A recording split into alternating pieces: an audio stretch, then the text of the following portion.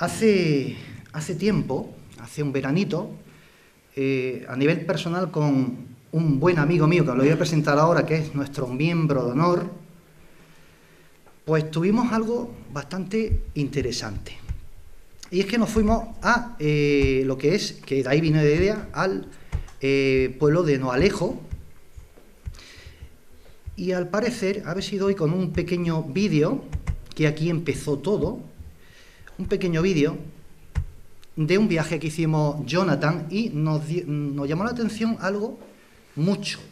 Y es también en este apartado, dentro de lo que es el único museo del mundo dedicado a los curanderos, en este caso a la Sierra Sur de Jaén, la denominada Ruta de los Milagros, del cual pues hemos sacado por una pequeña investigación, y siempre teniendo en cuenta la imagen, lo que parece ser haber desembocado lo que es esa Ruta de los Milagros, y nos vamos a Granada, a Huetor Santillán, a un ser maravilloso como es el Santo Manuel, no el de los Chopos, que también, sino el de Huetor Santillán. Y nos llamó la atención algo que estáis viendo, y es la representación de todos esos curanderos y la poca atención a una mujer. A una mujer de tantas también santeras, curanderas, como era el caso de, aquí se ve, parece ser que es ella, que era Santa Remedio, Nicolasa, Flora Ruiz, tantas y tantas curanderas de la Sierra Sur de Jaén, sobre todo, que de las cuales no se habla nada. No se habla nada. Y es por eso que pensamos, vamos a darle la atención que merecen por una vez en la vida. ¿Por qué no aparece esas mujeres tan importantes? Os puedo hablar un poquito más, mi queridísimo, nuestro queridísimo Jonathan Sánchez. Todas las mujeres, cuando hablo de mujeres, para mí todas las mujeres, se debe mi respeto. Ese viaje que hicimos, tengo 42 años, empecé en este mundo desde muy pequeñito, estoy muy contento que esté Carmen Torquemada, que es parte de mi vida, una señora con 91 años. ¿Te puedes levantar, Carmen, y saludar? Porque para mí es un referente. Para mí ella fue quien me apoyó hace muchos años, tiene 91 años. Carmen es de esas madres de esas abuelas, madres de esas curanderas. Lo podemos llamar también que son brujas, pero son mujeres sabias. A mí me bendijo hace años y me dijo una frase que ahora se la he dicho, porque yo empecé en este mundo y los medios de comunicación y el dinero es muy malo. Nos perdemos, nos podemos perder, hay que tener cuidado con la avaricia. Y Carmen me dijo una frase, un consejo, más bien fue un consejillo, por la experiencia que ella tiene de esa larga trayectoria, que no cambiara nunca, que si cambiaba que fuera para mejor, pero que mi humildad nunca se perdiera. Bueno, he querido regalar en esta ocasión primeramente el ramo que hay en el centro del escenario. Esas flores, cuando yo conocí a Alberto hace como unos 13 años, 12 años, aproximadamente, me hablaron muy mal de él. Fue en un congreso de misterio y él estaba solo y me dijo, ten cuidado si te acercas a él, que es muy serio, y los videntes, como es tanto estafador, te puede echar para atrás. Y yo dije, como yo no soy estafador y confío en lo que hago, yo me acerco a este hombre guapo. Para mí Alberto se merece mis respetos, al igual que doña Carmen, que ese ramo es para ella, que está en el escenario, porque le prometí cuando su madre partió al cielo, que siempre que yo hiciera un evento, doña Carmen venía a verme. Entonces cuando partió, le juré siempre ponerle un ramo de flores donde yo y donde su hijo estuviera. Soy muy intenso, no me quiero poner sentimental, pero que esas flores que hoy se van a repartir, que se van a dar, son flores, se llaman flores eternas. La vida es eterna, la muerte y la tumba no tienen el triunfo, perseveramos y la energía existe, y mientras hablen de nosotros es señal de que estamos vivos. Y hoy es un día vivo, mágico, lleno de magia, y sobre todo personas que también es la primera vez que van a hablar en público. Para mí, abrir también caminos a otros compañeros que yo siento que son de verdad, les apoyaré hasta donde pueda. Y gracias siempre a este caballero, a mi hermano, a mi amigo, y porque no se quiere casar conmigo, si no me caso con él. Porque hemos reído, hemos llorado, y como él dice, este evento se hizo en un viaje que me tuvo que rescatar unos días y me llevó a este museo donde me encontré con Doña Remedios. Porque en el mundo del misterio siempre se habla de los hombres. El Vaticano son hombres. ¿Y dónde están las mujeres? Hay quien me ha dicho, es que parece, Joana, que estás haciendo un evento un poco feminista o machismo. No, me apetece hacer esto por las mujeres, porque también lo haré por los hombres, que todos tenemos valor, pero hoy le toca a las mujeres. Y él me ha dado la oportunidad sin motriz de este lugar, siempre con causas benéficas, que es otra promesa que hice. Y gracias, gracias, gracias. Y este es el comienzo de que lo paséis bien en este ratito. Y sobre todo, ¿cómo hacemos? Por ayudar a los comedores sociales, a los actos benéficos. Disfrutad mucho, ser felices esta tarde, preguntad lo que queráis y estamos a vuestra disposición. Es vuestro momento y el de esas mujeres que seguramente hoy desde el cielo están pendientes a nosotros porque se hace con mucho amor. Muchísimas gracias a todos. Muchas gracias.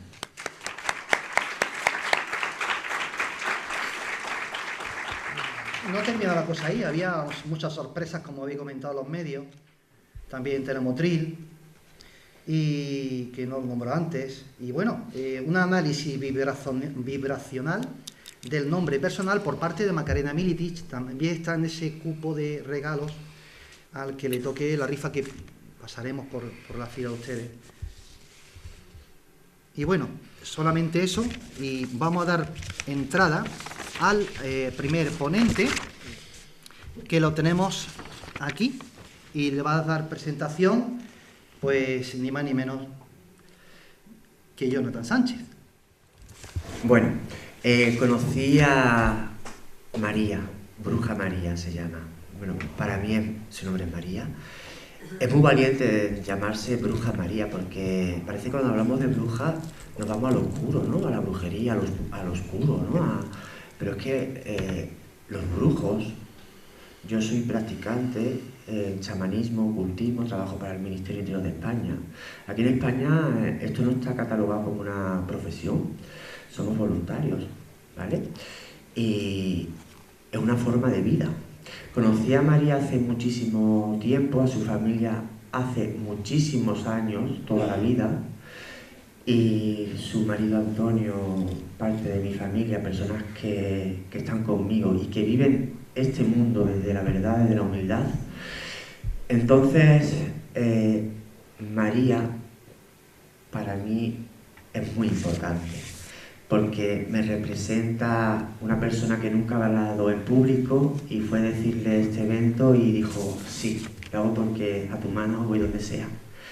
Entonces, quiero daros las gracias a vosotros y un fuerte aplauso para Bruja María. Bueno, creo que tú tienes tu propio micrófono, no lo sé. Creo que sí, ¿no? ¿Se escucha? Bueno, yo María la conocí hace muchísimo tiempo. ¿Quién es María para mí? En una palabra, la humildad. La que sabe trabajar desde el corazón. Os lo digo muy con mi conciencia tranquila. Todo lo que he hecho en la vida ha sido ayudarme. Si de algo me arrepiento, me olvidé de mí en algún momento de mi vida. Soy de pedir perdón cuando me equivoco. Carmen Torquemada lo sabe. ¿Por qué? Porque he tenido tanto trabajo. No, mi vida no es un trabajo, es mi forma de vivir. Al igual que María, que está con nosotros, es nuestra forma de vida. ¿Por qué la he elegido a ella? Pues porque esto es una vocación. Esto no es un trabajo de 8 horas, desconectas y adiós. Desde que ella se levanta y se acuesta, ayuda a miles y miles de personas. No es exagerar. ¿Qué es la magia? Para vosotros, ¿qué es la magia? La magia no tiene color, ni es blanca ni es negra. Ahora, no quiero nada oscuro. Y ella, quiero que hable también cómo empezó todo esto. Yo la amo. Ella dice, y yo siento que, pero no me gusta decirlo, porque hubo un momento que dije, quiero que seas mi ahijada y compartir contigo las cosas que yo sé. Pero es que ella para mí es como una madre. Ni yo soy más que ella, ni ella más que yo, ni nadie de los que estamos aquí somos más que nadie. Es la primera vez que habla en público y espero que disfrutéis de María y adelante.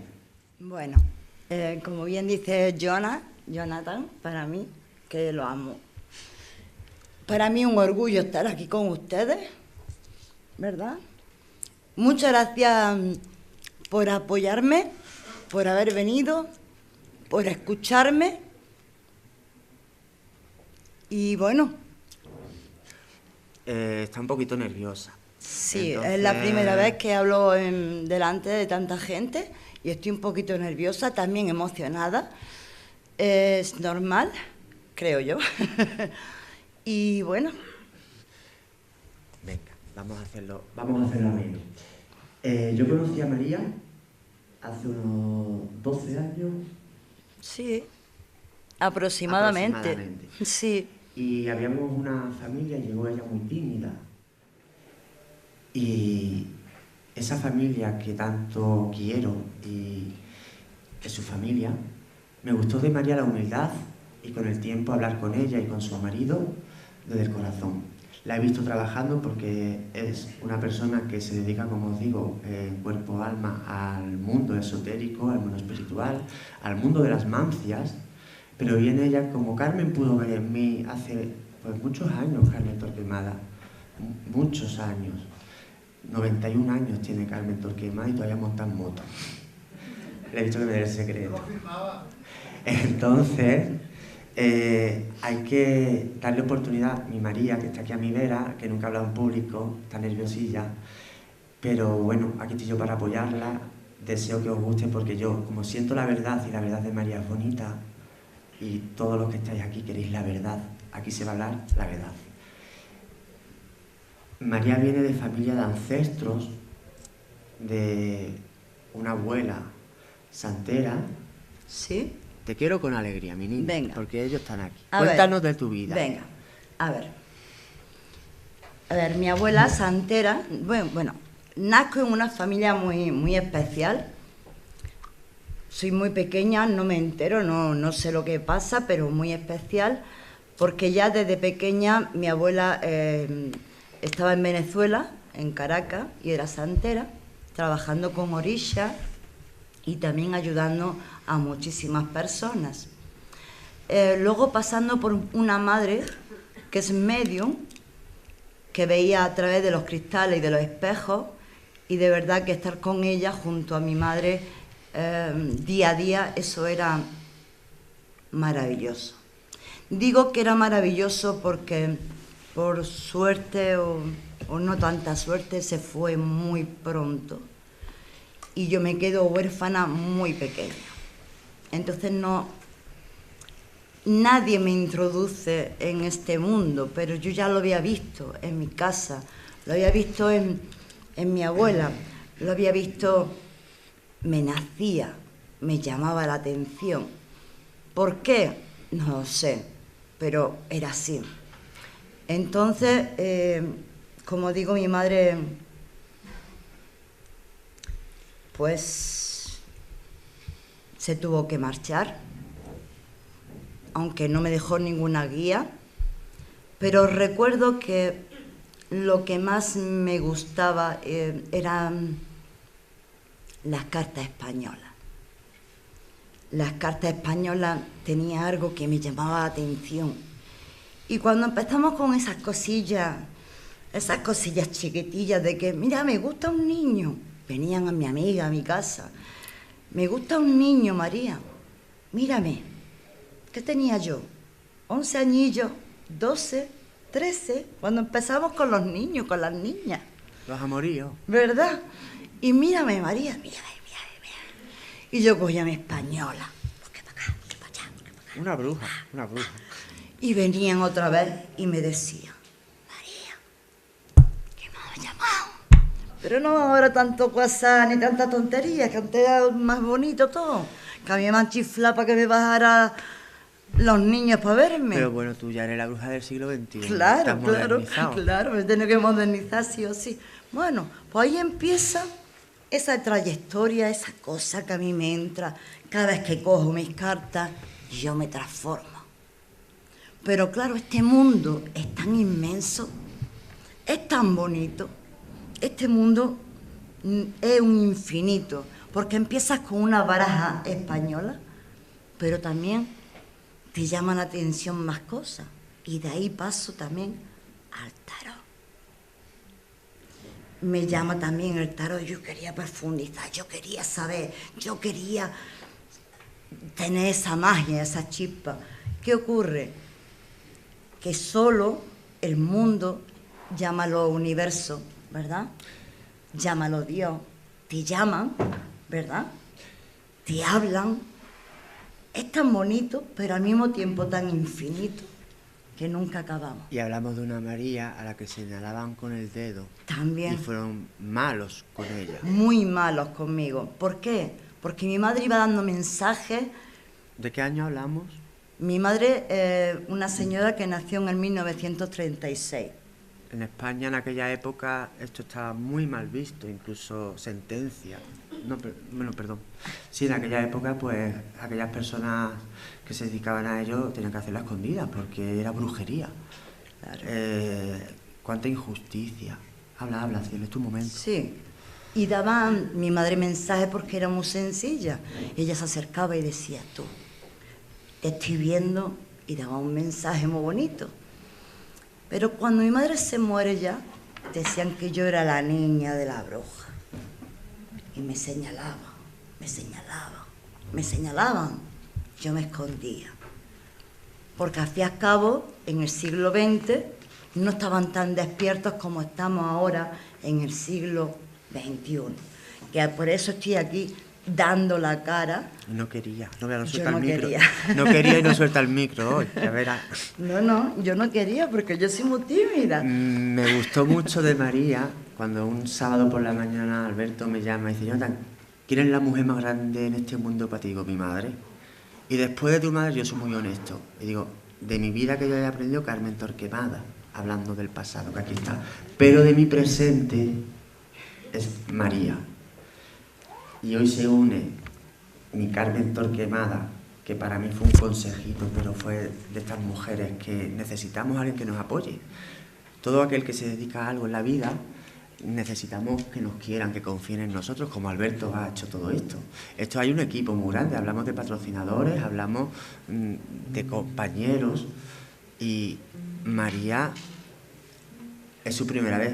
No quiero quitarte el micro, pero...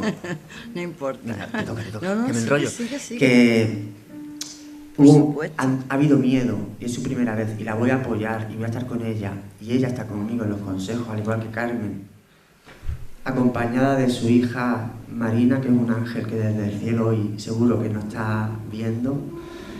Y para mí qué orgullo es que esta señora, como es Carmen Torquemada, y esta amiga también, María, están aquí conmigo, y que sigamos en cadena hablando, que no nos olvidemos de los ancestros, que a las personas sabias como es Carmen Torquemada hagámosles caso a los mayores, ayudemos a los que están empezando y nunca hablaron en público, porque esto no hay que callarlo, hay que compartirlo y hacerlo bien desde la humildad. Si yo hubiera notado que María engaña a alguien o hace mal, no estoy ahí. Y Carmen, el consejo hace años que me dio fue, eres muy bonito, niño, pero ten cuidado, porque el mundo espiritual también te puede gustar el dinero, se te puede ir lo bonito que eres, nunca pierdas la humildad. Y juré a Dios que todos los actos serían benéficos, y así seré, y lo haré, y ayudaré a todas las personas que pueda. Entonces, María hoy, que es su momento, tiene todo mi apoyo, mi corazón. No soy más que ella, ni ella más que yo, somos iguales, pero quiero que la conozcáis y que hable lo que hace hoy en día. Bueno, pues como estaba comentando, pues este mundo es infinito y siempre te van a llevar a más cosas, ¿no? Te va a llamar mucho más la atención y vas a profundizar mucho en más cosas. Recuerdo que antes no había internet ni nada de eso, Y recuerdo que empecé haciendo sanación, imposición de manos, ni siquiera tenía los símbolos. Sí, el otro día hablábamos incluso los curanderos antiguamente, yo con ella hablo, antiguamente los curanderos era la intención del amor y nuestro rezo, ¿no? Y ella hablando el otro día conmigo me decía, yo me he preparado, nos tenemos que formar porque yo soy psicólogo y enfermero. Yo hago también talleres de arteterapia evolutiva espiritual para trabajar en esta sociedad, que lo veo bien, ¿no? Porque con todo lo que hay detrás de todo esto hay que formarse. Tuve que estudiar psicología porque trabajamos con personas que la arteterapia evolutiva es una técnica donde las personas a través del dibujo podemos llegar al trauma, sanarlo y rescatar. Y hablaba con María eso, que ella con sus propias manos, incluso hay una experiencia con su madre que ya quiero que la comente, no había tanta sabiduría, ¿no? No. Y quien tenía un libro era afortunado. Claro, no había información, no estaba internet, no existía nada de eso. Gracias. Qué detalle. No tiene pila. Está puesto, déjalo. Así. Sí. Las cosillas de directo, ¿no? Bueno, pues como estaba diciendo, pues no había información y mi madre recuerdo que le dolía mucho y le puse las manos, me nació así, estaba en el hospital y yo quería que ella, pues claro, que va a querer una hija para su mamá, ¿no? Pues que no le duela, ¿no? Que se le quitara todo. Y recuerdo que le ponía las manos y me decía algo que estaba al ladillo de mi madre. Me decía, ¿qué haces, María? ¿Qué haces? Digo, para que se le quite a mi madre los dolores. Dice, pues ahora me lo vas a hacer a mí también. Digo, pues venga. ¿Y la contrataron en el hospital? Y digo, pues venga. Y ahora yo le ponía las manos allí a todo el mundo. Y cuando llegaba a las 8 de la mañana, todo el mundo me estaba esperando, porque estaba todo el mundo esperando que llegara para otra vez. Y dice, sí, pasamos buena noche. Hoy antes de que te vayas, me lo tienes que hacer. Y yo decía, pues vale. Y entonces yo estaba allí en el hospital 6 meses, que me pegué allí también un poquillo a cosa mal, ¿no? Por ese momento crucial. Pero bueno, que lo recuerdo con alegría al mismo tiempo, porque al fin y al cabo es lo que se dice. Venimos con una misión, en este caso de ayudar, de amar, de daros una mano, de intentar siempre estar ahí en esos momentos difíciles o muy difíciles, para que lleguéis a entender también el camino, la trayectoria, a qué hemos venido y el porqué de muchas cosas que es verdad que estamos ya en el siglo XXI, que estamos muy despiertos, no ya es el siglo XX, y por eso digo que yo soy Bruja María y no tengo que esconderme de lo que sé, de lo poquillo que sé. Porque cuando Alberto me dijo eso, ¿quién es grande? Me puedo ir a personas muy reconocidas, amigas y compañeras, famosas.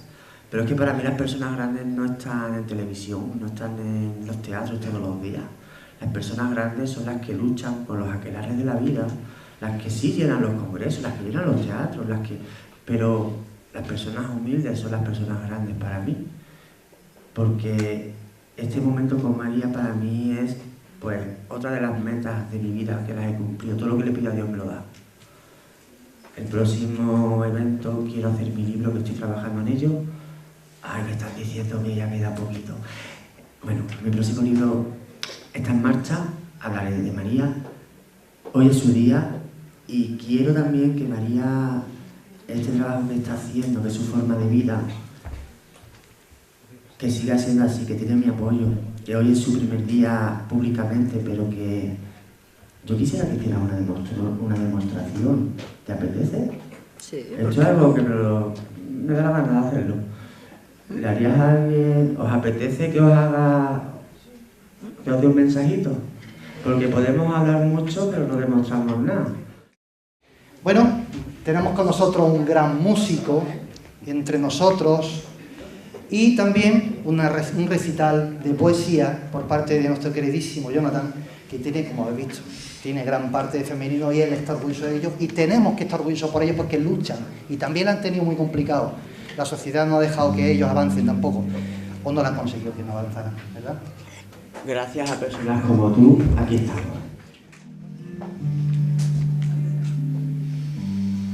Todos me dicen el negro, yo, el negro, pero cariño. Todos me dicen el negro lloró, el negro. Yo soy como el chile verde llorón africano. Yo soy como el chile verde llorón africano.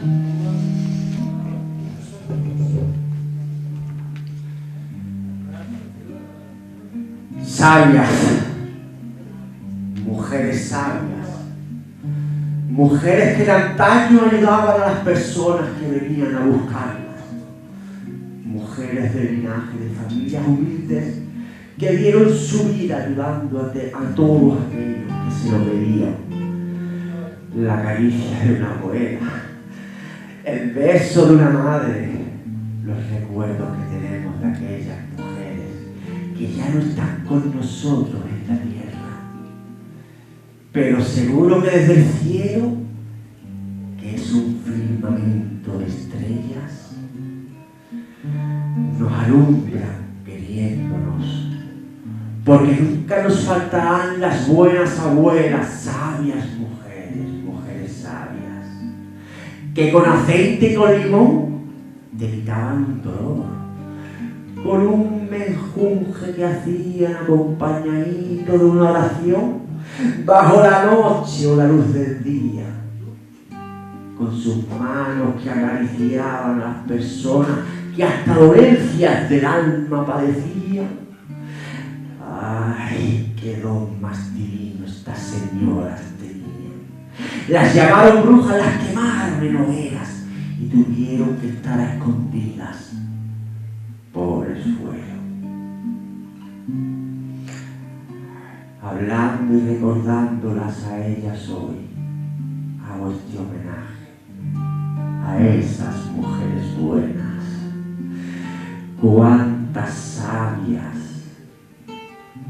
cuántas mujeres humildes, porque aparte de ser madres, eran santas y sabias. 9 hijos, 7 hijos, 3 hijos tiraban de su casa y todo el que iba a ellas buscaban la solución. Cuánto dolor arrastraban en sus espaldas, porque en antaños qué mal lo pasaban. Ay, curanderas, brujas, hechiceras, sabias, pero ante todo eran mujeres, madres, esposas, amigas de sus amigos, puñaladas en las espaldas. Hoy yo quiero el motril rememorar a mis ancestros y que suenen las campanas y al sonar esta guitarra, que desde el cielo sé que nos acompaña. ¡Ay, mujeres! Mujeres sabias. Siempre todo en secreto, por una monedita que le daban, una manzana, un pomelo, la voluntad te cogía, porque no querían dineros ni lujos en la vida. Eran creyentes de un Dios, de una Virgen divina. Y si no le dabas nada, no importaba la propina. Ay, sabias, ya no se habla de ellas. Tengo la suerte de venir de una grandísima curandera, mi bisabuela. A la mujer de su casa, que siempre a disposición de sus hijos, de su marido y la familia siempre estaba. y con sus manitas curaba los dolores del alma. Bajo amenaza de los gobiernos, porque las quemaban en hogueras. Maldito sufrimiento.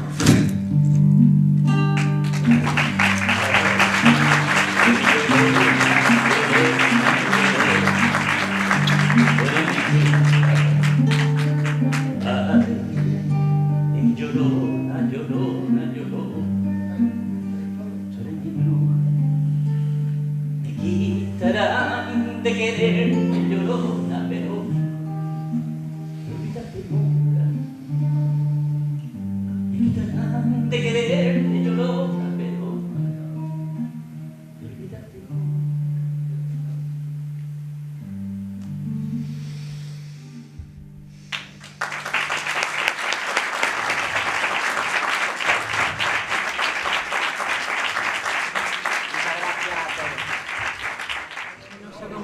Bueno, vamos a continuar.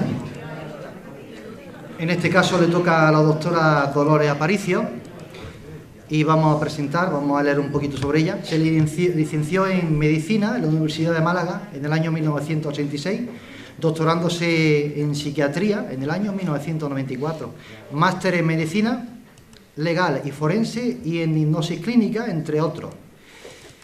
Ha desarrollado su labor como médico de cabecera en Málaga, capital, donde atiende a sus pacientes desde 1988 hasta la actualidad. Ha colaborado en numerosos programas de radio y televisión, entre otros, Canal Sur, en donde fue colaborador habitual durante 4 años y en Cuarto Milenio, del que formó parte de su comité de expertos. En marzo de 2023 publicó su libro El final es el principio, que es una de las cosas que vamos a sortear. Una guía para cruzar al otro lado. En su 4ª edición sigue manteniendo la gran acogida que ha tenido en todos sus lectores, siendo una investigación pionera acerca de los fenómenos de la perimuerte. Profesora máster internacional en acompañamiento y duelo y de percepción extrasensorial, así como tutora de diversos trabajos de TFM. Y bueno, de una forma u otra podéis encontrar en las redes sociales, muchos documentos en Google, a través de ellos. Tiene miles y miles y miles de esta grande que también nos acompaña esta tarde con nosotros. Tengo puestas, en todas las diapositivas, tengo puesto ahí mi email, un email que me he abierto porque ahora veréis cómo mi investigación se nutre de la experiencia de las personas. O sea, las personas, mis pacientes, colegas médicos, yo yendo a visitar a los pacientes, ellos vienen o me cuentan cosas y así he empezado mi investigación. Ahí abajo he abierto un email que es doctora Lola, tal como suena, doctoralolaaparicio@gmail.com. Y en mis diapositivas se veía muy grande, pero ahí es que se ve ridículo. Bueno, no se ve, pero es doctoralolaaparicio@gmail.com. ¿Vale? Llame Dolores y llame Lola, qué bonito. Sí, Lola, sí. Bueno, ¿es la muerte el final o el inicio de un viaje? Eso es para que cada uno también se lo pregunte. Yo os preguntaría una cosa, ¿qué es lo contrario a morir? Bueno, los humanos nos gustan mucho los contrastes y los opuestos, ¿no? Porque diferenciamos el frío porque hace calor y la luz con la oscuridad, somos de contrastes, pero lo contrario a morir es nacer. Lo contrario a morir es nacer. Se nace, se muere, se nace, se muere, y esas dos cosas, tanto morir como nacer, se desarrollan en la manifestación de la vida.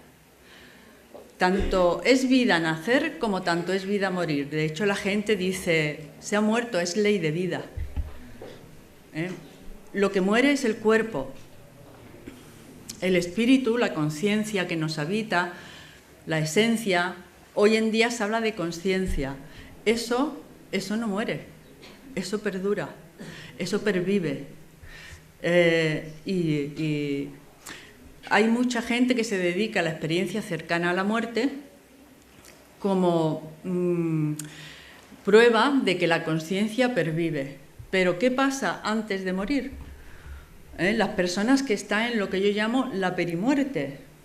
En la perimuerte, como se ve ahí, está una persona en un hospital con un gotero, la persona está falleciendo, pero al lado hay gente del otro lado.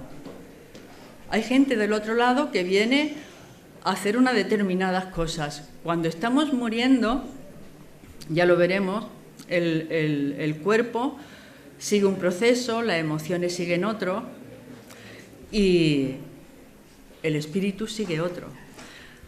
Lo que yo hablo, de lo que yo voy a hablar, no está basado en creencias, no es lo que yo crea.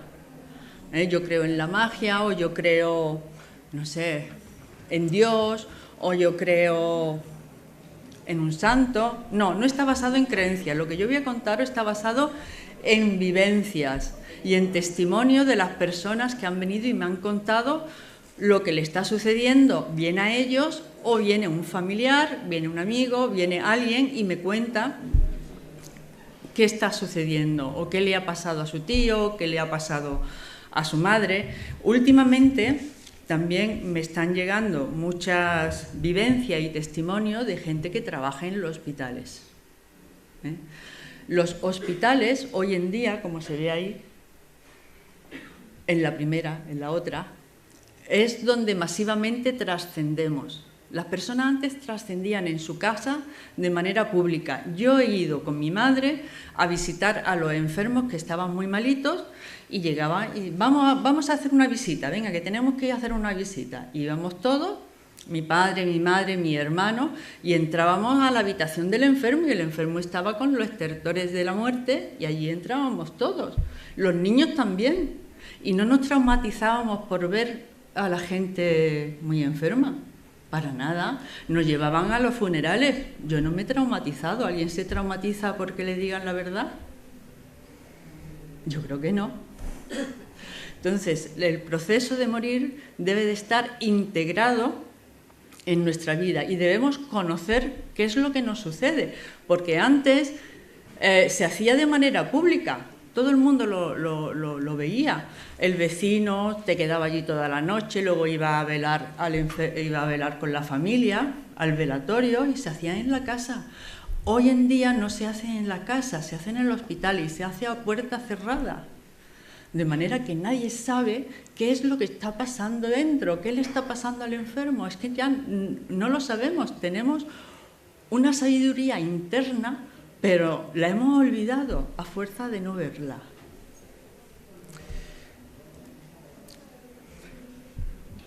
Bueno, no sabemos ni dónde ni cuándo, pero sí sabemos cómo. Hombre, ahí ha salido el email. Y el otro también. Bueno. Pero sí sabemos cómo. Sí lo sabemos. Sí lo sabemos. Primero por nuestra sabiduría interna y segundo porque los que trabajan en los hospitales, los que trabajamos en atención primaria, los médicos, para bien o para mal, la muerte hoy ha quedado en manos de los médicos. Y somos los médicos los que estamos en la trinchera y estamos al pie del cañón. Y somos nosotros los que tenemos que decir qué es lo que sucede. ¿Qué es lo que sucede? Pues mira, el proceso de morir tiene varias vertientes, ¿vale? Tiene una vertiente física. El cuerpo se desconecta. Cuando el cuerpo empieza el proceso de morir, ya no hay quien lo pare. No hay quien lo pare. Y el médico hoy en día se está haciendo consciente de que cuando la persona ha empezado su proceso, no se le puede interrumpir, ni se le puede poner una sonda, ni un suero, ni meterle adrenalina, ni meterle nada. Por favor, el cuerpo sabe morirse solo. El cuerpo se desconecta solo. ¿Y cómo se desconecta? Pues empieza desconectándose de los sentidos físicos. Lo primero que se desconecta es el sentido del gusto. Las personas dejan de comer. No quieren comer.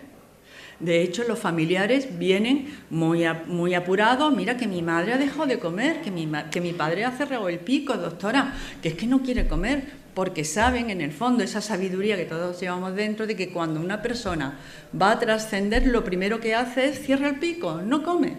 Por favor, no le mentamos comida, que es que ha iniciado su proceso. Cuando el médico llega, que a mí me ha pasado muchas veces de ir a visitar a un enfermo y de repente, y eso los sanitarios lo sabemos, de repente tú le miras a los ojos y la mirada ha cambiado. Ya no mira igual. Está haciendo un proceso interno. En vez de mirar para afuera, mira para adentro. Las personas me dicen, venga usted a ver a mi padre que está muy raro. Voy y es verdad, el padre ya no es el mismo, me saluda, pero yo veo, mire usted, antes se daba una vueltecita por el parquecillo, ahora no quiere. Es que le está perdiendo el gusto, se está desconectando, por favor. Y veía la tele y veía el Sálvame y ahora es que no quiere ver nada. Y estaba ahí el hombre y es verdad, yo eso lo veo. Ha empezado el proceso, la familia debe de saberlo para respetar los tiempos que tiene cada persona. Eso en el plano físico, lo último que se pierde es el oído. Luego va el tacto, la gente se va quedando como un poquito en coma, si la zarandeas responde, ¿vale? Pero y lo último que se pierde es el oído. Así que yo he llegado a casa donde el padre o la madre ya estaba en estado de estupor y le he tenido que decir a lo mejor al acompañante, al hijo, que se agobian, la familia se agobia muchísimo en esos momentos, no sabe qué hacer. Mira, háblale a tu padre. Eso me pasó una vez que la trabajadora social me dijo, Lola, ven a ver a esta familia porque el hijo está súper agobiado, me llama a mí todos los días, llama a la urgencia, llama al 061, el padre está en un proceso agónico y es que no se lo van a llevar ya a ningún sitio y el hijo es que pues se agobia y efectivamente no era paciente mío, pero bueno, como saben que a mí me gustan todas esas cosas, pues yo fui con la trabajadora social y el hijo estaba allí y el padre estaba en estado de estupor, o sea que ya le tienes que zarandear mucho para que pueda abrirte un poquito los ojos, ¿no? Bueno, hablé con el hijo y le dije que su padre estaba en tránsito, que su padre estaba desplazando la conciencia del cuerpo a otro sitio, al sitio de donde venimos. Su conciencia se estaba desplazando a otro lado y que era el momento, si quería, porque claro, cuando en esos momentos hay que darle como permiso a las personas para que se vayan, ¿vale? Yo he visto de todo, en el sentido de que está allí la persona que está en estado agónico y está el hijo, la hija, venga, lucha, mamá, lucha. Bueno, yo me imagino a esa persona que no quiere defraudar a sus hijos, que los está escuchando, que ha iniciado su camino y se va a ir, pero lo que hay que favorecer es que se vayan con la mayor tranquilidad y la mayor paz posible. O sea, yo he pasado también por todo ese proceso, por el proceso de decir lucha al proceso de decir vamos a dejar a la persona que haga su tránsito. ¿Qué tránsito va a hacer? El que cada uno necesite. Hay gente que se tira más tiempo, otras veces menos. Entonces a este chico le dije, mira, habla con tu padre que te está escuchando y dile cosas, pues no sé, lo buen padre que era, y me dice, es que no era buen padre. Digo, bueno. Digo, mira, pues entonces, si hay cosas que te han quedado pendientes con él, díselas también. Díselas también, no me gustó esto, no me gustó lo otro, ahora te estás muriendo y ya no hay nada que hacer. Bueno, pues mira, vamos a perdonarnos mutuamente. ¿Vale? Haz las paces con él antes de que se vaya. Si le tienes que pedir perdón, pídeselo o dile, papá, me tenías que pedir perdón, hombre. Eso lo está escuchando él. Y el chico lo entendió, Me acuerdo que era un martes y me dice, pero es que está ahí, lleva un tiempo. Digo, bueno, ¿estáis esperando a que llegue alguien? Porque esa es otra historia, esa última fase, esos últimos días se pueden como negociar. Puedes esperar a que venga alguien para poder marcharte o puedes esperar a que salgan de la habitación para poder irte.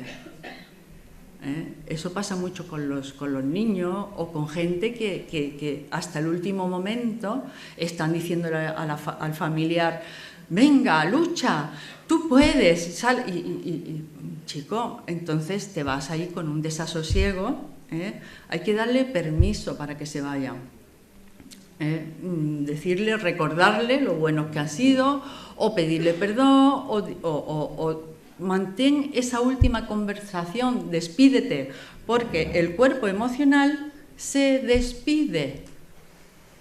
El cuerpo físico se desconecta, pero el cuerpo emocional necesita despedirse. Eso lo hemos visto mucho y se nos ha quedado muy claro en la pandemia. La gente que ha muerto sola, que nunca morimos solos, pero los que se han quedado aquí se han quedado con la espina de que no se han podido despedir, porque eso nos tranquiliza, eso ayuda mucho al duelo. Ver el cuerpo fallecido, ver el cadáver, te ayuda muchísimo. Las mujeres que pierden un hijo que muere intraútero, fijaros qué fuerte, ¿no? Van al hospital, el bebé ha muerto, a lo mejor tiene 6, 7, 8 meses y entonces provocan un parto. Hasta hace poco no dejaban a la madre ver al niño y sin embargo hoy se ha visto que es muy conveniente que la madre vea a su hijo fallecido para poder hacer el duelo. Bueno, pero ¿quién, o sea, qué fragilidad creemos que tenemos? ¿Se ha muerto? Bueno, se ha muerto. Es una tragedia, pero aquí está. Es que si yo no lo veo no voy a poder hacer bien el duelo. ¿Por qué? Porque no me voy a poder despedir. Y las personas se despiden no solamente de otras personas, sino también de los bienes materiales a los que estamos apegados. Hay gente que no se marcha porque tiene una preocupación, y esa preocupación puede ser de un ser querido, pero yo me encuentro de todo. Una de las cosas que yo pregunto a las personas cuando están así muy enfermas es: oye, ¿a ti qué te preocupa? ¿Qué te preocupa? Bueno, una vez me dijo la señora, que bueno, esa señora era soltera, no tenías marido, hijo, y me dijo: pues doctora, a mí lo que me preocupa es que mi sobrino se quede con mi coche. No quiero que mi sobrino se quede con mi coche, y si lo digo, pues la familia me va a poner mala cara. Digo, bueno, pero si tú tienes eso, tú no te puedes ir con eso. O sea, la gente está apegada a sus propiedades, a su casa, a su anillo. De hecho, las personas cuando están en tránsito, que se pueden llevar un tiempecito, empiezan a dar sus joyas, empiezan a decir: bueno, esto para mi nieta, bueno, este reloj quiero que lo tenga tal, y ves que se van desprendiendo de las cosas, porque para poder marcharse en paz tienes que ir desapegándote de todo, y la conciencia, el tema emocional de la despedida es el tema del duelo. Eso lo describió Kübler-Ross con sus 5 fases: la fase de la negación, la fase de la ira, de la negociación, de la tristeza y de la aceptación. Esas 5 fases que hoy le aplicamos a todos los duelos, Kübler-Ross las describió por primera vez para la persona que estaba terminal, porque el mayor duelo que todos vamos a hacer es el duelo por nuestra propia vida. Eso tenerlo en cuenta. El mayor duelo que todos vamos a hacer es el duelo por nuestra propia vida. Un día nos vamos a ir y vamos a hacer un duelo para nuestra propia vida. ¿Y cuándo empieza el duelo? Pues cuando te dicen que tienes una enfermedad terminal. Ahí empieza, la mayoría de las personas. Y los que tienen accidente de tráfico y súbitamente también. El tránsito es esa fase de la conciencia, cuando la conciencia está pasando de este plano al siguiente plano. Eso es lo que llamamos tránsito. La agonía del cuerpo, la despedida, el cuerpo emocional, y el tránsito es la conciencia pasando de este plano al siguiente. Me he dado cuenta de que lo mismo que el cuerpo sabe desconectarse porque es un proceso diseñado, lo mismo que el nacer. Dice: oiga, ¿y un chino nace igual que un negro? Exactamente igual. Y pasan por el canal del parto, lo mismo. ¿Cómo nos morimos? Exactamente igual. Y el ateo, lo mismo que el cristiano, igual. Y pasan por las mismas fases de la conciencia, tanto del cuerpo emocional como de la conciencia. Ese estado del tránsito es un estado de conciencia que yo digo que se desarrolla en el área del tránsito. Esto no lo sabemos, no sabemos cómo es el estado mental del moribundo, porque es que a nadie le interesa, a nadie le pregunta, y cuando el hombre empieza a hablar cosas, pues con suerte no lo medicamos. Porque cuando dicen que empiezan a ver a su tío, o empiezan a ver a su madre, o empiezan a ver algo que se mueve por allí, o ven una sombra aquí, dele usted algo a mi padre que se le está yendo la cabeza. No se le está yendo la cabeza. Hay que distinguir muy bien, pero se distingue muy bien de cuando se le está yendo la cabeza de cuando está viendo a alguien. Entonces, la mente del moribundo en muchas ocasiones es clara y racional. Las creencias que tú tengas en la vida posterior, si eres ateo, da igual, vas a ver a tu madre, o a tu padre, o a un primo. Es que da lo mismo la creencia que tú tengas. Como en la experiencia cercana a la muerte. Si eres ateo, vas a verte fuera del cuerpo y vas a tener una experiencia trascendental. Igualmente, es que las creencias que tiene esta mentecita no importan a la conciencia más superior que nos habita. En ocasiones ven a un familiar que creían que estaba vivo. Y eso llama mucho la atención. Porque a quien suelen ver son a seres fallecidos. Pero hay veces que ven a un ser fallecido que ellos creen que están vivos y sin embargo lo están viendo ahí también. La familia que algunas veces le ha ocultado este hecho se queda bastante sorprendida. Incluso la misma persona dice, bueno, ¿qué está haciendo aquí mi tía María? Claro, si yo me la imaginaba que estaba viva. Porque el lenguaje del moribundo, ¿y cómo sabemos todo esto? Pues por lo que nos dicen los moribundos, por su lenguaje, por lo que nos cuentan. El área del tránsito es un estado no ordinario de conciencia, ¿vale? Lo mismo que tenemos el estado de vigilia, el estado de sueño, que se considera que es un estado no ordinario de conciencia. Ese estado del tránsito es un estado también especial de conciencia, que puede durar meses, semanas. O sea, cuando están viendo a alguien, de repente lo ven, de repente ya no lo ven. Pero conforme más se va haciendo el tránsito, conforme más se va uno adentrándose en el tránsito, durante más tiempo están más en el otro lado que en este lado. Y están viendo a la gente del otro lado durante más tiempo. Es un lugar de espera que provoca cambios trascendentes. La persona va despojándose de lo que llamamos el ego, porque claro, ese apego, ¿cómo decirte? El que tú tengas, por ejemplo, algo contra alguien, una venganza, algo que tienes que perdonar, todas esas cosas que nos van atando aquí, cuando los vamos, el señor que me decía la hija, que ya no veía el sálvame, se estaba despojando de todo eso, ya no le interesaba el cotilleo. ¿De qué nos despojamos cuando estamos en tránsito? Nos despojamos del ego. El ego que hemos usado para estar y tener una experiencia en esta vida, cuando estamos en periodo de tránsito, vamos desactivando el ego.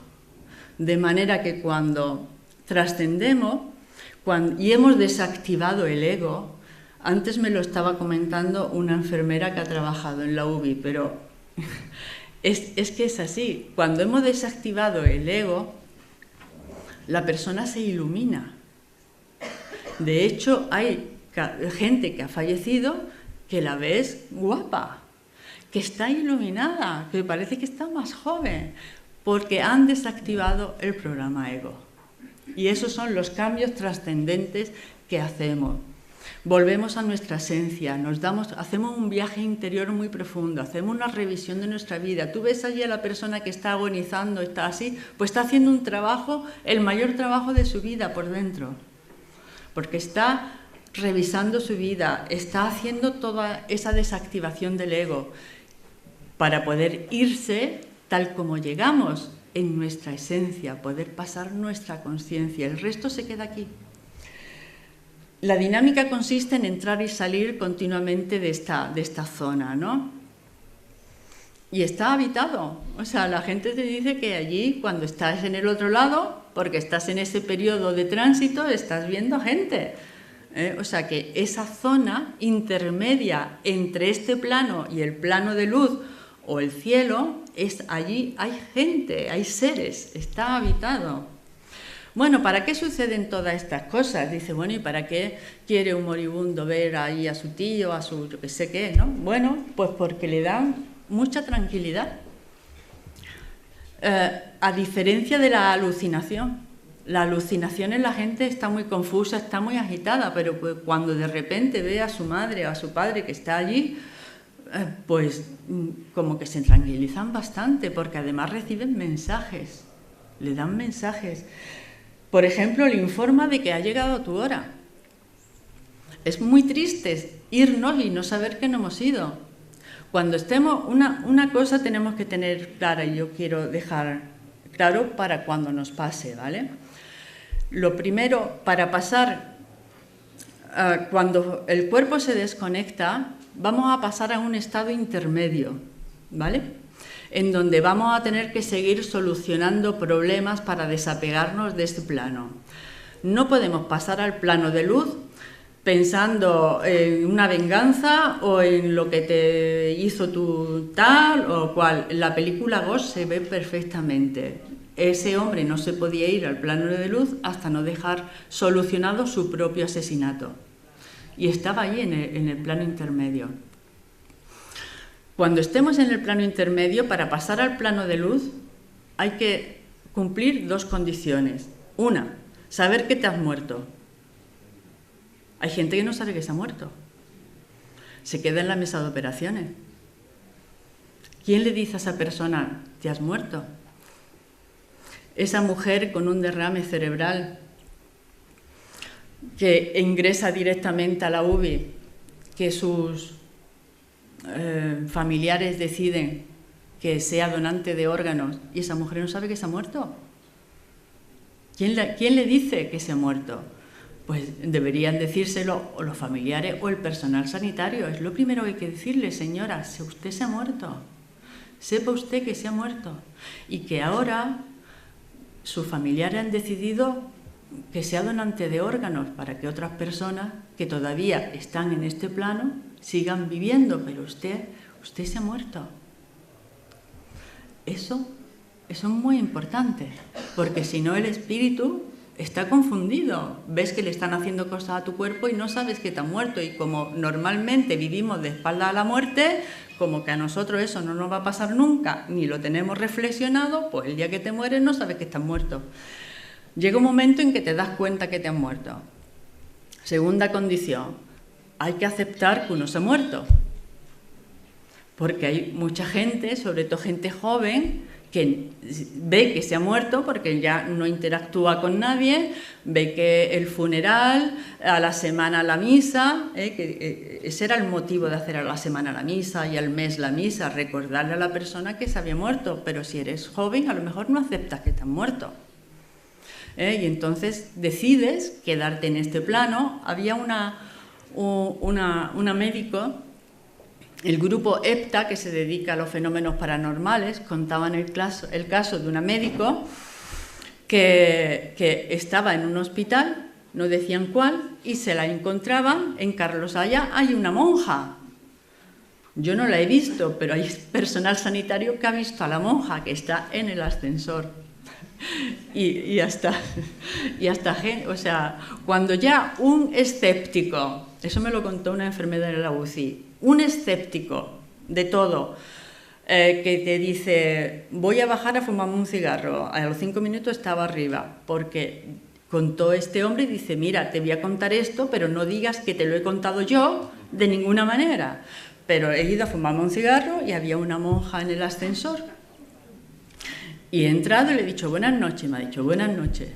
Y yo le he dado al botón, pero a medio, pues, se ha parado el ascensor y ha salido la monja. Y cuando ha salido, digo, que esta monja es muy rara, porque lleva el hábito este así. Dice, esto es muy raro. Total que, digo, ¿esta quién es? He salido antes de que se cerrara la puerta, he mirado para un lado, he mirado para otro, y allí no había nadie. ya no he bajado a fumarme el cigarro, ya he venido corriendo para acá. Muerto de miedo. Dice, porque es que además es que le he dado las buenas noches y ella me la ha dado a mí. ¿Qué pasa en estos casos? Pues que hay gente que no acepta que se ha muerto porque piensa que todavía su propósito de vida o su misión de vida está incompleta, no ha terminado en este plano. Se sitúan mucho en los ascensores, sobre todo en los hospitales, porque es donde recogen a las almas que acaban de trascender, que están un poco confusas y se dedican a hacer este trabajo. Y el ascensor es como una metáfora de cambiar de plano, cambiar de planta. Y hay gente ahí en ese estado intermedio que está haciendo ese trabajo y esa labor. Las fases del tránsito. Yo he descrito las fases del tránsito y me he dado cuenta de que hay un patrón que se repite. Antes estaba hablando con una compañera y me estaba diciendo, es que hay patrones que se repiten, es que hay patrones que se repiten. Cuando tú ves un parto natural, ves que hay un patrón que se repite, que la mujer rompe aguas, que luego tiene contracciones, que luego va dilatando el canal del parto. Hay un patrón que se repite y ocurre en todos los partos. Por lo cual uno dice, bueno, aquí esto está diseñado. Si hay un patrón que se repite, podemos decir que hay un proceso que tiene fases, como cuando uno va a dar a luz. Pues está el romper agua, luego está la fase de dilatación, luego está el niño que encaja la cabeza. Vamos a describir las fases. Lo mismo que hay fases para nacer, hay fases para trascender. Porque el proceso está diseñado. La primera fase es la fase de aviso. Nadie se va a ir de este mundo sin que se le avise de que te vas a ir. Eso que lo sepáis. Todos van a recibir un aviso. Todos vamos a recibir un aviso. Si estamos más conectados con nosotros, se nos verá más claramente. Y los que se mueren de muerte así repentina, pues también. Esto es fruto de mi investigación. Todas estas fases están sin investigar masivamente. ¿Cómo se nos va a avisar? Pues mediante premoniciones, por ejemplo. Yo cuento el caso. Tengo muchos casos porque ya gente que se ha muerto de forma repentina empiezo a preguntar a los familiares. Pero este caso me lo contó un familiar espontáneamente. Me dijo, yo estaba haciendo un viaje, bueno, y entablé amistad con una señora y esta señora me dijo que a su madre le había sucedido una cosa muy rara porque un mes antes de morirse le había dicho, mira hija, me voy a morir de una muerte súbita, violenta y trágica. Así que te lo digo porque voy a hacer testamento, eres mi única hija, y yo viuda, bueno, pues para ir arreglando los papeles, y yo le dije a mi mamá, por favor, sí, yo lo voy a arreglar, tal y cual. A las 2 semanas quedan otra vez para almorzar y le vuelve a decir la madre, hija, mira, este es el testamento, estas son las cosas, la última voluntad, patatín, patatán, porque es que, pero mamá, hombre, si tú estás bien, sí, pero ya te he dicho que mi muerte va a ser súbita, violenta y trágica, además las 3 palabras. Y la hija se enfadó, me dijo ella, yo me enfadé con mi madre y dije, mamá, te estás sugestionando de que te vas a morir de una forma violenta y al final vas a cruzar una calle, te vas a resbalar en la ducha, vas a hacer algo y al final va a cumplir la profecía que tú misma te estás sugestionando, mujer. Y se enfadó con la madre y le tomó ahí una distancia unos días, ¿no? Y claro, la hija eso se quedó con ese regomello, ¿no? Porque, no sé si os acordaréis, en un mes de julio del año 2013 había un tren de alta velocidad que iba hacia el Ferrol y en una curva el tren descarriló y además yo creo que eso se nos ha quedado quien lo vivimos en la mente. Murieron 80 personas, una de ellas la madre de esta señora. Entonces, toda la furia que tenía la hija y la rabia que tenía la hija era de si era verdad que su madre había tenido esa premonición, ¿por qué no hizo nada para evitarlo? Porque es que a la muerte no se le burla. La muerte no se le puede burlar. Recibió la información, ¿para qué? Para dejar todas sus cosas en orden, para dejar los asuntos pendientes terminados, para poder cerrar el capítulo emocional y despedirse, y lo hizo, y además avisó a la hija. Eso no iba para la hija, expresamente, ¿no? Bueno, esa premonición la tuvo ella, también con una intuición muy agudizada. Yo tengo una compañera que su hijo, un día de mi santo, me acuerdo perfectamente, un viernes de Dolores, porque yo salía con el coche y ella cruzaba la calle y me paré, iba como loca porque se iba de vacaciones, ¿no? Y el hijo, tenía 3 hijos, el del medio, ella decía que era el orgullo como madre, porque un niño de 32 años había sacado unas oposiciones de su inspector de Hacienda en Madrid, que es súper difícil, la había sacado a la primera. Se había casado el año anterior y se había ido a vivir donde la habían destinado. Se casó en mayo y se fueron a vivir allí al destino, ¿no? Bueno, pues ese abril, viernes de Dolores, por la tarde llamaron a la madre desde donde el hijo vivía, que jugando al pádel había tenido una muerte súbita, se había quedado allí, sin más. ¿Estaba enfermo? No. ¿Padecía de algo? No.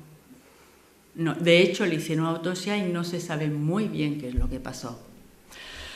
Total, que la madre se fue para allá con la nuera, que se acababa de quedar viuda.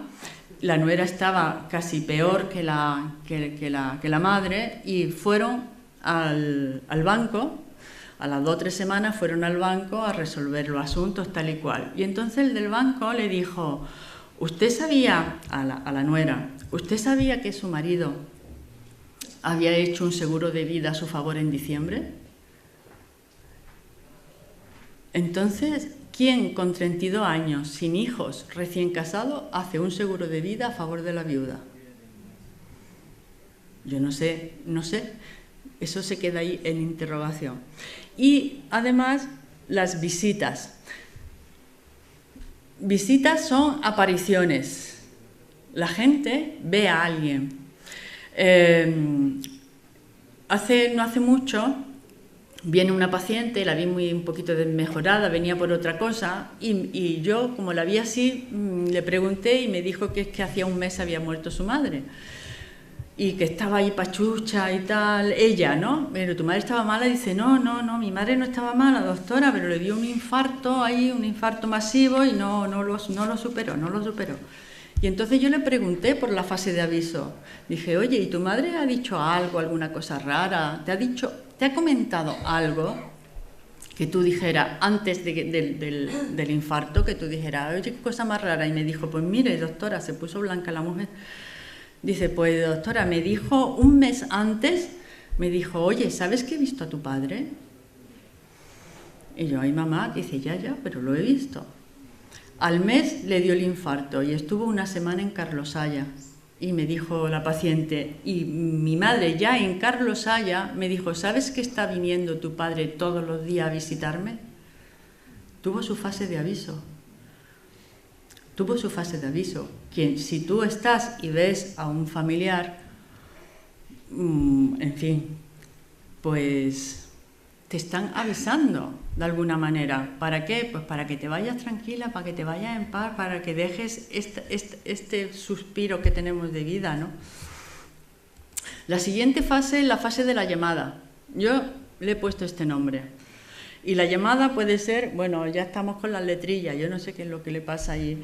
La llamada puede ser la llamada activa. Esto, los que hemos trabajado en hospitales o en atención primaria o en paliativo, esto lo sabemos estupendamente, porque esta llamada activa es cuando el paciente empieza a llamar a un ser fallecido y empieza: mamá, papá, Antonio, y empiezan a llamarlo, bien por su nombre o bien pasas por allí o estás allí y te dicen, oye, ¿tú has visto a mi madre? No, ¿cómo voy a ver a tu madre, hombre? Si tu madre ya, pero me dijo que iba a venir y como todavía no ha venido, se extrañan de que no hayan venido, porque la están llamando. Y muchas veces la llaman pidiéndole ayuda. Luego está la llamada pasiva, que es cuando los del otro lado empiezan a llamarte a ti. Si esto sucede, el tránsito ya está bastante más avanzado, ¿eh? El otro día me contaba, ¿ves? Han venido a por mí, me llaman por mi nombre, también te pueden llamar haciéndote gestos. El último caso ha sido uno de un seminario que yo voy. Una compañera me dice, mira, mi tía abuela se murió en Madrid, pero cuando se iba, estaba bien la mujer, pero un día nos dice que ha abierto una habitación y ha visto a su hija que falleció cuando era pequeña y la niña que estaba allí le dijo, mamá, ven. Esa noche tuvo un infarto en su cama, un infarto fulminante, y se quedó allí cuando se levantó por la mañana. Pues no se levantó por la mañana. La fase de las visitas, ¿vale? Cuando ya es que vienen a visitarte. Bueno, ¿a quién ven los moribundos? Es que me han dicho que tengo que ir rápido. Un señor que ha venido ahí. Está muy bien. ¿A quiénes ven los moribundos? Pues mira, a los padres, pero solamente en un 24%. El 75% no son los padres. Uno dice, es que ve la madre al padre, sí, pero la gran mayoría ve a desconocidos. Es muy frecuente ver a desconocidos. Lo que yo llamo un comité de bienvenida. Cuando tú estás en tu casa y normalmente ese comité de bienvenida se sitúa en el salón. Doctora, está el salón lleno de gente, me decía uno. Digo, ¿pero quiénes son los que están allí? Y la hija, ay doctora, por favor, ¿le está dando usted a mi padre? Digo, bueno. Pero, y el padre, deja en paz a la doctora, que ella me entiende, déjala en paz. Pues veía gente conocida, desconocida, y el hombre decía que estaban allí, en los hospitales también. Vas a visitar a alguien y te dice, está esto lleno de gente, no vea la cantidad de gente que hay aquí. Bueno, pero ¿quiénes son? A ver quién se atreve a preguntarles quiénes son.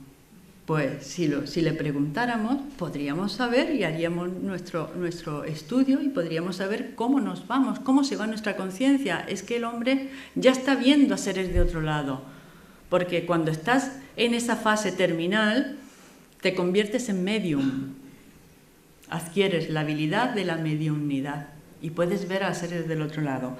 También a niños, personas vestidas de blanco, a amigos, esposos, a vecinos. No sabes nunca quién puede estar allí esperándote. O sea, la calidad de las relaciones que establecemos no sabemos qué profundidad tienen. Y en un momento determinado estás trascendiendo y estás viendo a un vecino o a un conocido. ¿Dónde se sitúan cuando estás en la cama? Pues mira, en el pasillo se suelen situar. Y donde más típico, a los pies de la cama. Típicamente a los pies de la cama. Estoy preguntando si al lado izquierdo o al lado derecho, pero mucho más el izquierdo que el derecho. Se sitúan allí. Y en las esquinas. Pasillo, pie de la cama, esquinas. Allí se sitúan. ¿Qué hacen allí? Pues esperan. Frases típicas que te dice el paciente cuando tú le preguntas, ¿qué están haciendo ahí? Está aquí mi madre, mi padre, han venido mis primos. Bueno, ¿y qué hacen allí? Me están esperando. ¿Sabes por qué? Un día me contaba un enfermero, hablando de esto, me decía, mira, estaba yo en Carlos Haya y voy a cambiarle el suero a un hombre. Y me dice el hombre, ¿tú sabes qué están haciendo? ¿Por qué esas dos señoras vestidas de negro están ahí esperándome? Y me dijo el enfermero, me faltó tiempo para salir de allí. Muchas ocasiones piden ayuda a los del otro lado. Por lo visto, los del otro lado sí pueden ayudarte de alguna manera a disolver esos obstáculos. Y empiezan, Antonio, ayúdame, ayúdame, porque los del otro lado te dan indicaciones de cómo hacer el tránsito. Te dan indicaciones de cómo hacerlo. Y luego están las despedidas, la última fase, que es cuando la persona ya está trascendiendo, y se está presentando en lo que yo llamo una bilocación y se aparecen a distancia. Y entonces gente que está a kilómetros de distancia, de repente se despiertan y a los pies de la cama, me decía el otro día uno, vio a su amigo Vicen, que lo vio allí, diciéndole gracias por haber sido mi amigo, adiós. Y se despidió de él. Por la mañana lo llamaron y dice el otro, ya sé lo que ha pasado, si vino a despedirse de mí. El otro día en un email me escribió una señora que vive en Valladolid, que corrige textos porque es profesora de literatura, y me dijo que cuando, eso me lo ha escrito hará una semana, que cuando se murió su madre, que no estaba enferma, pero la mujer se murió, a ella por la noche la zarandearon de tal forma que se despertó. Y me dijo, no era un zarandeo normal, era como una descarga eléctrica que me hizo que me despertara. Y miré la hora. Por la mañana cuando me avisaron yo ya sabía que mi madre se había ido, porque vino a despedirse de mí con los zarandeos, los despertares bruscos, o con el nombre, ¿no? Con tu nombre, escuchas tu nombre. Bueno, la experiencia compartida es de lo más curioso que hay, porque tú puedes decir, bueno, esto es un cerebro enfermo, pero ¿y cuando el testigo está viendo lo mismo que el que está trascendiendo? Sí, sí, sí, que me están haciendo señas, pero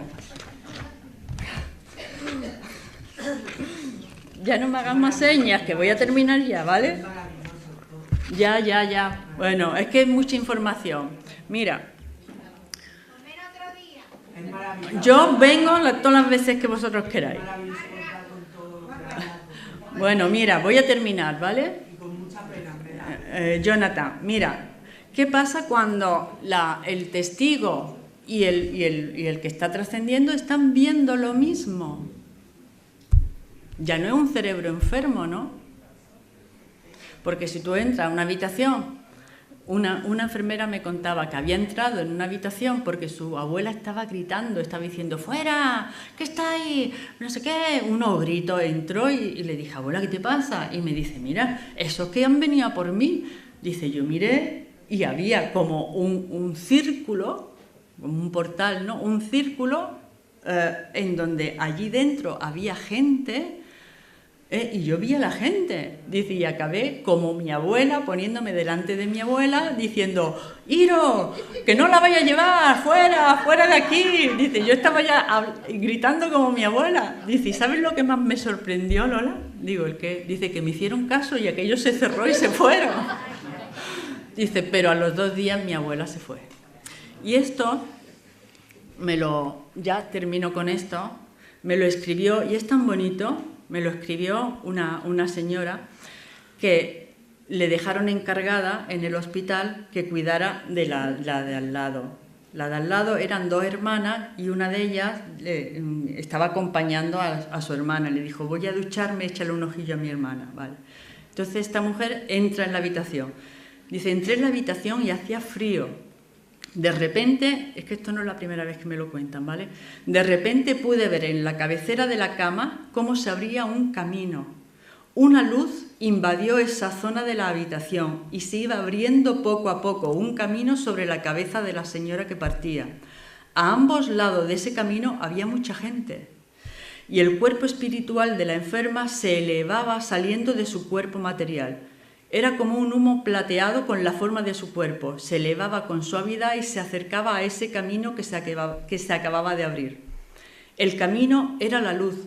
La luz que había inundado la cabecera de la cama se convirtió en camino. Pude contemplar el mundo nuevo que se desplegaba. Era bellísimo y la luz era acogedora. Ya no hacía frío en la habitación. Yo solo repetía una y otra vez, ¡qué belleza! ¿Hay algo más hermoso? Me hubiera quedado allí para siempre. De pronto entraron las enfermeras, me dijeron que saliera de la habitación, pero yo no podía hacerlo. Al final me tuvieron que sacar de allí a empujones mientras que yo decía: ¡qué belleza! ¡Dejadme aquí! No quería dejar de ver la belleza de la partida espiritual de esa señora.